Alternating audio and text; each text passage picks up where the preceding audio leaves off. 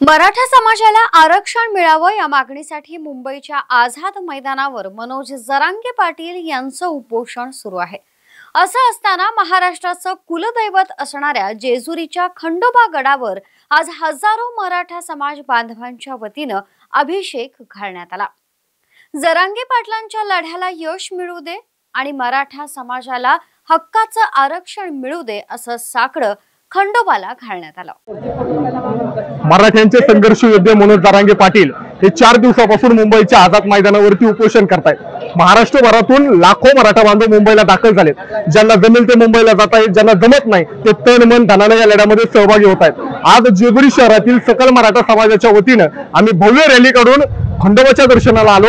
या ठिकाणी महाराष्ट्राचं कुलदैवत असणाऱ्या खंडोबाच्या चरणी आम्ही अभिषेक केलाय, पूजा केली आहे आणि मराठ्यांना कायमस्वरूपी टिकणारं हक्काचं ओबीसी मधून आरक्षण मिळावं ही मागणी, या मागणीसाठी आणि मनोज जरांगे पाटलांच्या तब्येतीसाठी आम्ही या ठिकाणी कुलदैवत खंडोबाला साकडं घातलंय आणि त्यासोबतच 20,000 भड्यांचे पुढे घेऊन आम्ही सुद्धा या ठिकाणाहून मुंबईच्या आझाद मैदानावरती त्या ठिकाणी जातोय आणि म्हणूनच मनोज जरांगे पाटलांची तब्येत सुधारावी, सरकारला सुदबुद्धी यावी, मराठ्यांना हक्काचं आरक्षण द्यावं यासाठी या ठिकाणी आम्ही आज जेजुरीत अभिषेक केलाय। सरकारने आमच्या विरोधात बिकट परिस्थिती निर्माण केली, त्याचं पाणी बंद केलं, आमच्या मराठा आंदोलकांना खायला मिळू नये म्हणून हॉटेल बंद केलं, पण परिस्थिती जेवढी तिखट तेवढाच परिस्थिती जेवढी बिकट तेवढाच मराठा तिखट हे मराठ्यांनी दाखवून दिलं आणि मराठा वेगवेगळ्या मार्गाने या आंदोलनाच्या लढ्यात सहभागी होतोय।